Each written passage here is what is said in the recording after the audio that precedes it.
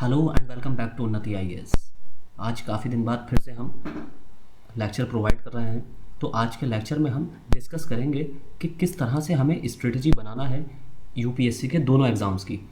देखिए, वैसे सबसे पहले हम आपको एक बात ये बताते चले कि हमारा जो लेक्चर आएंगे वो रेगुलर लेक्चर हम आपको प्रोवाइड करेंगे 16 मार्च से। 16 मार्च से हम आपको रेगुलर प्रोवाइड करेंगे लेक्चर अपने, लेकिन 16 मार्च तक बीच बीच में हम आपको लेक्चर्स अपडेट्स देते रहेंगे। 16 मार्च के बाद हमारे रेगुलर लेक्चर आपको मिल जाएंगे। 16 मार्च से पहले आप हमारे प्रीवियस लेक्चर्स देख सकते हैं, जो कि अकाउंट्स में और हमने इंडस्ट्रियल रिलेशन और लेबर लॉस में जितने भी लेक्चर दिए हैं वो सारे एज इट इज़ रहेंगे। जहाँ जहाँ अपडेट करना होगा वहाँ हम आपको अपडेट कराते चलेंगे। आज का लेक्चर मेनली इसलिए हमने बनाया है कि हम ये देख लें कि हमें दोनों टॉपिक्स को दोनों पोस्ट को, दोनों जो रिक्वायरमेंट यूपीएससी ने रिलीज़ की है उनको एक साथ लेकर कैसे चलना है। उसके लिए हमें सिलेबस का पता होना बहुत ज़रूरी है कि सिलेबस में डिफरेंस कहाँ पर है या हमें एडवांस कहाँ पर तैयारी करनी है। देखिए, आपने दोनों में एक चीज़ देखी होगी, जो यूपीएससी ने दोनों रिक्रूटमेंट निकाली है उसमें दोनों में एक चीज़ कॉमन है कि एसेंशियल क्वालिफिकेशन, जिसमें बैचलर्स डिग्री इन्होंने रिक्वायर की है, ये रिक्वायरमेंट उनकी रही है। देखिए, कोई भी एग्ज़ाम बॉडी या कोई भी कमीशन जब किसी एग्ज़ाम को कंडक्ट कराता है तो जब उसकी इसेंशियल क्वालिफिकेशन तय की जाती है तो वही इसेंशियल क्वालिफिकेशन काफ़ी हद तक इस बात को तय कर देती है कि एग्ज़ाम का लेवल कैसा रहेगा, एग्ज़ाम के क्वेश्चंस कितने डीप रहेंगे। जैसे कि मान लीजिए यहाँ पर दोनों ही सिलेबस में अकाउंट्स की डिमांड की गई है। अगर यूपीएससी को अकाउंट होल्डर चाहिए होते, अगर यूपीएससी को अकाउंट्स में महारथी लोग चाहिए होते तो वो सिंपल ग्रेजुएट्स कैंडिडेट्स की रिक्वायरमेंट नहीं करती। बिल्कुल साफ जाहिर है इस बात से कि उनको बिल्कुल डीप नॉलेज वाला बंदा नहीं चाहिए, उनको एक थॉरो नॉलेज वाला कैंडिडेट चाहिए जिसको अकाउंट्स की एक थोड़ी बहुत समझ हो, जिसको प्रिंसिपल वगैरह पता हो, जिसको अकाउंट्स की टर्मिनोलॉजी की का ज्ञान हो कि क्रेडिट क्या होता है, डेबिट क्या होता है, अकाउंटिंग प्रिंसिपल्स क्या होते हैं, इन सारा एक सतही ज्ञान की उसको रिक्वायरमेंट है। अगर उन्हें ज़्यादा रिक्वायरमेंट होती तो जाहिर सी बात है वो या तो चार्ट ईयर अकाउंटेंट को लेते, कॉमर्स ग्रेजुएट्स को लेते, कॉमर्स पोस्ट ग्रेजुएट को लेते, एक सिंपल ग्रेजुएट्स की रिक्वायरमेंट थोड़ी करते। इसी तरह जो असिस्टेंट प्रोविडेंट फंड कमिश्नर की पोस्ट है तो वहाँ पर बस इतना फ़र्क आएगा, क्योंकि एसेंशियल क्वालिफिकेशन दोनों की सेम है। तो सिर्फ फ़र्क कहाँ आएगा? देखिए, ईओ एनफोर्समेंट ऑफिसर की जो पोस्ट है वो लेवल 6 की पोस्ट है, लेवल 6 की जॉब है, और ये लेवल 10 यानी कि आप पहली ही बार में गेजेटेड ऑफिसर बन जाएंगे। लेवल 10 असिस्टेंट कमिश्नर, देखिए पोस्ट ही कितनी बड़ी है, नाम से ही आप उसका अंदाज़ा लगा सकते हैं कि कमिश्नर की रैंक की पोस्ट है। तो आपसे सिर्फ वो एक्सपेक्ट भी करेंगे कि आपको थोड़ी नॉलेज ज़्यादा हो, थोड़ा सतही ज्ञान से बढ़कर कुछ डीप नॉलेज हो, लेकिन थोड़ा एडवांस क्वेश्चन जो है एडवांस होगा। सिलेबस तो लगभग सेम ही रहेगा, थोड़ा लेवल एडवांस हो जाएगा। अभी हम आपको प्रीवियस ईयर का क्वेश्चन पेपर दिखाएंगे एपीएफसी का। ईओ का तो मैं समझता हूं कि सभी ने शायद देखे होंगे, ईओ का भी हम आपको आने वाले लेक्चर्स में क्वेश्चन पेपर प्रीवियस ईयर के दिखाएंगे, लेकिन एपीएफसी का जो है वो हम अभी आपको दिखाएंगे। अब एक चीज़ हमने दोनों को डिस्ट्रीब्यूट एक ही स्लाइड में इसलिए किया है ताकि हम आपको एक कंपैरिजन दिखा सकें। जहाँ जहाँ सिलेबस सेम है, जैसे कि जनरल इंग्लिश दोनों में सेम रहेगी, सिर्फ लेवल का थोड़ा बहुत डिफरेंस आ सकता है। जैसे कि हमने आपको बताया कि लेवल 6 की जॉब है ईओ और एपीएफसी लेवल 10 की जॉब है, तो यहाँ इंग्लिश का सेम है तो थोड़ा पैटर्न एडवांस हो जाएगा। अब यहाँ दूसरा जो ऑप्शन है, दूसरा जो टॉपिक है वो है इंडियन फ्रीडम स्ट्रगल, यानी कि साफ साफ बता रखा है कि मॉडर्न हिस्ट्री तैयार करनी है आपको। मॉडर्न हिस्ट्री से क्वेश्चन पूछे जाएंगे, और ऐसा ही पिछली बार 2021 के पेपर में यूपीएससी ने पूछे भी थे। लेकिन यहाँ पर क्या है, जो सेकंड टॉपिक है वो इंडियन कल्चर, हेरिटेज और freedom movements and current events, यहाँ बिल्कुल क्लियरली मेंशन है। अब आप एक चीज़ और बताऊँ मैं आपको, यहाँ पर इंडियन कल्चर और हेरिटेज में आपको सिर्फ एंशियन हिस्ट्री से ही क्वेश्चन नहीं आएंगे, आपके मेडिएवल से भी क्वेश्चन आएंगे। अभी हम आपको दिखाएंगे, जब हम 2021 की तैयारी करा रहे थे ईपीएफओ से ईओ की जो रिक्रूटमेंट आई थी एनफोर्समेंट ऑफिसर की, तो उसमें हमने बताया था कि ज्योग्राफी से भी क्वेश्चन पूछे जाते हैं। तो बहुत से बच्चों ने नेगेटिव कमेंट किए थे, लेकिन हम आपको ये बताएंगे, इसमें दिखाएंगे एपीएफसी का प्रीवियस ईयर का जो सिलेबस है, वो प्रीवियस ईयर का जो क्वेश्चन पेपर है उसमें हम आपको दिखाएंगे कि ज्योग्राफी से कितने क्वेश्चन पूछे गए हैं। जो लोग समझते हैं कि जो सिलेबस है वही सब कुछ है, ऐसा कुछ नहीं है।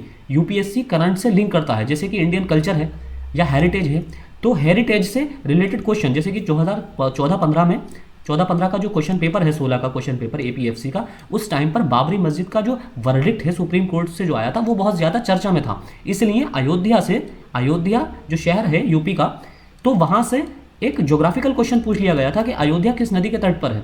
तो आप ये मत समझिए कि ज्योग्राफी अगर सिलेबस में नहीं दी हुई है तो ज्योग्राफी से क्वेश्चन नहीं पूछा जाएगा। जो आपके ये टॉपिक सिलेबस में दिए हुए हैं, ये जहाँ पर भी करंट में न्यूज़ में रहेंगे, वहाँ के ज्योग्राफिकल पर्सपेक्टिव को आपको बिल्कुल नज़रअंदाज नहीं करना है। वहाँ से ज्योग्राफिकल पर्सपेक्टिव में आपसे क्वेश्चन 101% पूछे जाने की संभावना है। तो अभी हम देख लेते हैं जितने भी जो टॉपिक सेम हैं। तो अब हमने ये सेकंड टॉपिक देख लिया इंडियन फ्रीडम स्ट्रगल का। अब तीसरा है current events and developmental issues, जो कि सामने से बिल्कुल एक क्लियरली बता रखा है कि आपके करंट अफेयर से क्वेश्चन आएंगे। इसमें है पॉपुलेशन, डेवलपमेंट और ग्लोबलाइजेशन। तो आपको पॉपुलेशन और डेवलपमेंट का जो जनगणना सेंसस वाला जो पार्ट है वो सिर्फ इंडियन पर्सपेक्टिव में नहीं देखना है, ग्लोबलाइजेशन भी देखना है कि यूरोपियन कंट्रीज़ में या अमेरिकन कंट्रीज़ में क्या ट्रेंड है। जैसे कि क्योंकि आपको पता होगा यूपीएससी एनालिटिकल क्वेश्चन पूछता है, तो जैसे कि जापान में जनसंख्या का क्या ट्रेंड है, किस तरह से वहाँ पर आबादी बूढ़ी होती जा रही है, चाइना में किस तरह से आबादी बूढ़ी होती जा रही है। तो आपको ग्लोबलाइजेशन, जो ग्लोबल पॉपुलेशन का जो ट्रेंड है उस पर भी आपको फोकस करना है। इंडियन पॉलिटी एंड इकोनॉमी, ये ईओ के सिलेबस में। और एपीएफसी में गवर्नेंस से भी क्वेश्चन आएंगे। देखिए, क्योंकि जब आप एक ऑथोराइज्ड पोस्ट पर बैठते हैं, गेजेटेड पोस्ट पर बैठते हैं, तो आपकी रेस्पॉन्सिबिलिटीज़ बढ़ जाती हैं और वर्क कम हो जाता है। यहाँ एक चीज़ हम आपको बताएं, देखिए एक बैंक ऐसा डिपार्टमेंट है और अदर डिपार्टमेंट्स गवर्नमेंट के। बैंक में क्या होता है, बैंक में जब आपकी प्रमोशन होते हैं तो प्रमोशन के साथ साथ आपकी रेस्पॉन्सिबिलिटीज़ भी बढ़ती हैं और वर्क लोड भी बढ़ता है। लेकिन अदर डिपार्टमेंट जो है गवर्नमेंट के, उसमें आपके जैसे ही प्रमोशन होगा तो आपकी रेस्पॉन्सिबिलिटीज़ तो बढ़ जाएंगी लेकिन वर्कलोड थोड़ा सा कम हो जाता है। लेकिन आप ज़्यादा अकाउंटेबल हो जाएंगे, आप अकाउंटेबल ज़्यादा होंगे। अगर कोई भी गड़बड़ होती है तो आपको क्वेश्चन किया जाएगा, ना कि आपके सबॉर्डिनेट्स को तो आप सबॉर्डिनेट से आप क्वेश्चन करेंगे, लेकिन जो ऊपर के अधिकारी हैं वो आपको क्वेश्चन करेंगे। वो नीचे के क्लर्क से जाकर नहीं पूछेंगे कि गड़बड़ कैसे हुई, वो आपसे पूछेंगे। तो इस तरह अदर डिपार्टमेंट में क्या होता है कि जब आप ऊंची पोस्ट पर हैं तो आप अकाउंटेबल भी ज़्यादा हैं, रेस्पॉन्सिबल भी ज़्यादा हैं, अथॉरिटीज़ भी ज़्यादा हैं। अथॉरिटीज़ किसके साथ आती हैं, अकाउंटेबिलिटी के साथ आती हैं। तो इसलिए यहाँ गवर्नेंस से भी रिलेटेड आपसे क्वेश्चन पूछे जाएंगे। कॉन्स्टिट्यूशन ऑफ इंडिया, जहाँ एक लक्ष्मीकांत की गवर्नेंस पर भी एक बुक आती है, वो भी आप इसके लिए पढ़ सकते हैं। अभी हम बुक्स पर भी चर्चा इसी लेक्चर में करेंगे। फिर है जर्नल अकाउंटिंग प्रिंसिपल्स। देखिए यहाँ साफ लिखा हुआ है जर्नल अकाउंटिंग प्रिंसिपल्स, ताकि आप, इसका मतलब ये है कि आपको सिर्फ सैद्धांतिक नॉलेज होनी चाहिए। अकाउंटिंग से जो डायरेक्ट आप पिछला 2021 का पेपर देख सकते हैं, इस एकदम स्ट्रेट फॉरवर्ड क्वेश्चन पूछे जाते हैं कि क्रेडिट और डेबिट क्या होता है, इसे डबल एंट्री अकाउंटिंग सिस्टम किसे कहते हैं। तो इस तरह के आपको स्ट्रेट फॉरवर्ड क्वेश्चन पूछे जाएंगे। लेकिन यहाँ पर जो क्वेश्चन आएंगे एपीएफसी में अकाउंटिंग और ऑडिटिंग से संबंधित, यानी कि आपको अकाउंटिंग के साथ साथ ऑडिटिंग भी आती हो, आपको टैक्स निकालना भी आता हो। अभी हम आपको क्वेश्चन दिखाएंगे प्रीवियस ईयर के लगभग जो न्यूमेरिकल क्वेश्चंस हैं, अगर मैथ, रीजनिंग और अकाउंट्स के न्यूमेरिकल जोड़ लिए जाएं तो लगभग 30 के अराउंड क्वेश्चंस सिर्फ इन्हीं 3 पार्ट से आए हैं, मैथ्स, रीजनिंग और अकाउंट्स के जो न्यूमेरिकल हैं ऑडिटिंग से रिलेटेड। फिर है इंडस्ट्रियल रिलेशन, लेबर लॉज और इंश्योरेंस। यहाँ पर इंडस्ट्रियल रिलेशन और लेबर लॉज अलग से सब्जेक्ट दिया हुआ है, यहाँ तीनों आपका इंश्योरेंस भी साथ में, हालांकि आपको इंश्योरेंस इसमें भी पढ़ना पड़ेगा। इंश्योरेंस से संबंधित जितने लॉज हैं, इंश्योरेंस से संबंधित जितनी स्कीम है, जैसे कि अटल पेंशन योजना इत्यादि थी, तो एलआईसी की जो योजनाएं हैं, और इस बार आप बिल्कुल ध्यान में रखिए एलआईसी से क्वेश्चन जरूर पूछे जाएंगे, क्योंकि एलआईसी बहुत ज़्यादा इशू में रहा है, कंट्रोवर्सी में रहा है अडानी शेयर्स की वजह से, हमने आपको पिछले लेक्चर में भी बताया था।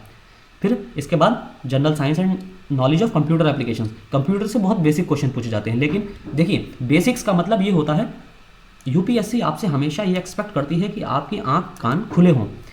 जैसे आप में से ज़्यादातर मतलब 99% बच्चे एंड्रॉयड मोबाइल यूज़ करते होंगे, और उसमें से भी बच्चों की पहली पसंद जो रहती, सॉरी बच्चों नहीं, जितने भी इंडियंस हैं उन इंडियंस की पहली पसंद क्या रहती है, पहले किसी ज़माने में नोकिया होती थी, अब कौन सी होती है, सैमसंग। तो सैमसंग में आप देखेंगे एक बिक्सबी इनका वर्चुअल एक एप्लीकेशन है, एक बिक्सबी इनका एआई सिस्टम है। इसी तरह आईफोन का जो है, एप्पल का जो है, क्योंकि 99% तो यही यूज़ करते हैं एंड्रॉयड में बिक्सबी है, खासतौर से सैमसंग का एआई सिस्टम क्या है, बिक्सबी। और आईफोन का क्या है, एप्पल का क्या है, एप्पल का है सीरी। इसी तरह जैसे आपका माइक्रोसॉफ्ट है, माइक्रोसॉफ्ट का एज है शायद, इस इनका ये तो प्लेटफॉर्म हो गया एक वेब ब्राउज़र। तो इस तरह के क्वेश्चन यूपीएससी पूछ लेती है एकदम, जिसको हम लोग नज़रअंदाज कर देते हैं। हमारे हाथ में मोबाइल है, हम दिन में 1000 बार उसको खोलते हैं, बंद करते हैं, लेकिन हम कभी ये नहीं देखते कि बिक्सबी सैमसंग का वर्चुअल असिस्टेंट है। और इसी तरह के क्वेश्चन यूपीएससी पूछ लेती है। तो ये आपके कंप्यूटर से रिलेटेड, क्योंकि ये टेक्नोलॉजी का पार्ट है, तो टेक्नोलॉजी से कंप्यूटर से का मतलब ये नहीं है कि आपसे सिर्फ डायरेक्ट कंप्यूटर से क्वेश्चन पूछे जाए, आपसे इंटरनेट से भी क्वेश्चन पूछे जा सकते हैं, क्योंकि ये सब कुछ एप्लीकेशंस का ही पार्ट आ जाता है, टेक्नोलॉजी का पार्ट आ जाता है। और जनरल साइंस में आप स्पेशली फिजिक्स को फोकस करेंगे, फिजिक्स और बायो। और क्योंकि एपीएफसी में फिजिक्स से ज़्यादा क्वेश्चन आते हैं, जैसे कि हम देखते हैं यूपीएससी सिविल सर्विसेज में प्री में बायोलॉजी पर ज़्यादा फोकस करती है, इसी तरह एपीएफसी के क्वेश्चन में, एपीएफसी के एग्जाम में यूपीएससी जनरल साइंस के अंदर फिजिक्स पर ज़्यादा फोकस करती है, फिजिक्स से क्वेश्चंस आपको ज़्यादा मिलेंगे। फिर है मेंटल एबिलिटी, और इसको हमने डिस्कस कर ही लिया। अब हम एक बार बुक्स देख लेते हैं कि हमें क्या क्या बुक्स पढ़नी है। देखिए जनरल इंग्लिश के लिए वैसे तो हम आपको देखिए industrial relation, accounting, labour laws, insurance, ये सब हम आपको प्रिपेयर कराएंगे ही। और साथ ही देखिए एक चीज़ और, स्टेटिस्टिक्स का इसमें पार्ट है। एपीएफसी के सिलेबस में एक टॉपिक है स्टेटिस्टिक्स, इसके हम आपको नोट्स भी प्रोवाइड करेंगे और लेक्चर भी लेंगे, क्योंकि स्टेटिस्टिक्स इसमें नहीं पूछा जाएगा आपसे, एनफोर्समेंट ऑफिसर के एग्जाम में नहीं पूछा जाएगा, क्योंकि दोनों का एग्जाम अलग अलग होना है। इसलिए एपीएफसी में आपको स्टेटिस्टिक्स भी पढ़नी पड़ेगी, और लास्ट टाइम 2016 में इससे क्वेश्चन भी पूछे गए हैं, और ये बहुत ईजी है। आप चाहें तो एनसीईआरटी की स्टेटिस्टिक्स की 11-12 की किताब ले सकते हैं, उसमें आपका सब कुछ कवर हो जाएगा। बाकी हम आपको लेक्चर अपने चैनल पर प्रोवाइड कराएंगे ही, लेकिन इसकी पीडीएफ साथ में प्रोवाइड कराएंगे। फिर है देखिए, अब हम बुक्स देख लेते हैं। जनरल इंग्लिश के लिए आपको दोनों एग्जाम्स के लिए सेम बुक रखनी है, एसपी बख्शी की, इससे बुक से आप दोनों ही एग्जाम की तैयारी हो जाएगी। आप चाहें तो एसएससी सीजीएल के प्रीवियस ईयर के पेपर लगा सकते हैं, क्योंकि इंग्लिश जो है थोड़ी मतलब मॉडरेट लेवल की आएगी, ज़्यादा टफ नहीं आएगी, मॉडरेट लेवल की आएगी। आपसे इजीली सिनोनिम एंटोनिम्स पूछे जाएंगे, इडियम फ्रेजेस पूछी जाएंगी, इस तरह के आपको फ्रेजेस पता होने चाहिए, याद होने चाहिए, जो कि आपको एसपी बख्शी में कंप्लीट मिल जाएंगे। फिर है इसके बाद इंडियन फ्रीडम स्ट्रगल, जो कि एपीएफ आपका इस सिलेबस में था, जिसमें ईओ के सिलेबस में। मॉडर्न हिस्ट्री आपको सभी को पता है, स्पेक्ट्रम मोर देन सफिशिएंट है। बाकी हाँ, एपीएफसी के लिए आपको सारी ही बुक्स जो आप सीएसई के लिए पढ़ते हैं, सिविल सर्विस एग्जाम्स के लिए पढ़ते हैं, वो सारी ही बुक्स आपको पढ़नी है। तीसरी चीज़, हाँ अब आपको हम ज्योग्राफी भी बता दें, आपको ज्योग्राफी की भी एनसीईआरटी पढ़नी है, स्पेशली सिर्फ एनसीईआरटी ही पढ़ लीजिए, उसके अलावा आपको कुछ नहीं पढ़ने की ज़रूरत पड़ेगी। करंट इवेंट्स में तो आप पढ़ ही लेंगे, national issues, international sports awards. इस यहाँ पर आप ये ना सोचें कि स्पोर्ट्स से क्वेश्चन नहीं आएगा, यूपीएससी एपीएफसी के एग्जाम में स्पोर्ट्स से क्वेश्चन ज़रूर दे सकती है, तो ऐसा कोई हार्ड एंड फास्ट रूल नहीं है कि एपीएफसी में स्पोर्ट्स से क्वेश्चन ना आए। स्पोर्ट और अवार्ड्स जितने भी है, जैसे कि ओलंपिक हुआ था अभी भी, तो उससे भी आपसे क्वेश्चंस पूछे जा सकते हैं। फिर है इंडियन पॉलिटी और इकोनॉमी, उसके लिए सभी को पता है कि रामबाण है, इंडियन पॉलिटी के लिए लक्ष्मीकांत। और हाँ, गवर्नेंस का जो पार्ट है, इसके लिए भी एक बुक अलग आती है लक्ष्मीकांत की, वो आप पढ़ सकते हैं। अब अकाउंटिंग के लिए आप 11th और 12th की 4 बुक हैं, 2 11th में है, 2 12th में अकाउंट्स की, दोनों आप पढ़ सकते हैं, चारों बुक्स। जहाँ और अगर आप नहीं पढ़ना चाहें तो आप हमारे लेक्चर्स भी देख सकते हैं। हालांकि हम सारे ही लेक्चर्स आपको दोबारा से प्रोवाइड करेंगे, लेकिन फिर भी क्योंकि बेसिक जो है वो सारा सेम रहता है, तो हमारा सारे लेक्चर्स ऑलरेडी चैनल पर उपलब्ध हैं, आप उसको पढ़ सकते हैं। वैसे हम फिर से एक बार कराएंगे, और आपको ऑडिटिंग के क्वेश्चंस भी, न्यूमेरिकल्स भी कराएंगे, और ऑडिटिंग पर बेस्ड जो क्वेश्चंस पूछे जाते हैं उनका कॉन्सेप्ट भी आपको हम एक बार फिर से लेक्चर बनाकर क्लियर कराएंगे।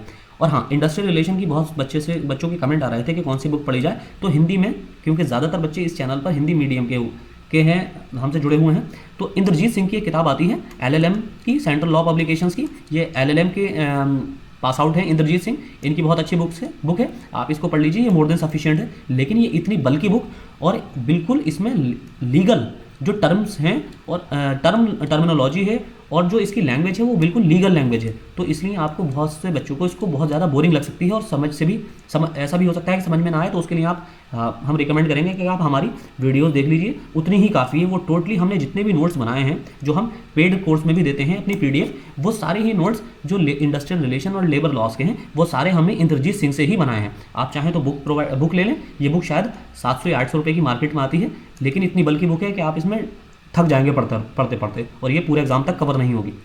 और अगर चाहें तो आप हमारे नोट्स भी ले सकते हैं, और या फिर सिर्फ लेक्चर से ही आप अपने हैंड रिटन नोट्स बना लीजिए, वो भी काफ़ी रहेंगे। बाकी जनरल साइंस के लिए आप लूसेंट पढ़ सकते हैं, और बाकी 11th 9th 10th एनसीईआरटी, और 11th 12th के आपके बायोलॉजी के चैप्टर, सिर्फ 11th 12th में एनसीईआरटी में आपको, साइंस के एनसीईआरटी में सिर्फ बायोलॉजी के चैप्टर कवर करने हैं, और 9th 10th आपको पूरी पढ़नी है। इसी तरह जनरल कंप्यूटर एप्लीकेशंस की एक लूसेंट आती है, वो पढ़ लीजिए। बाकी आप इंटरनेट से, या जो भी टर्म्स होते हैं देखिए, वो बहुत ज़रूरी है, ये डायरेक्ट टर्म्स पूछती है, जैसे कि SMPS, लास्ट टाइम एपीएफसी के एग्जाम में पूछा गया था, SMPS, इसकी फुल फॉर्म क्या होती है? इसकी फुल फॉर्म होती है स्विच मोड पावर सप्लाई।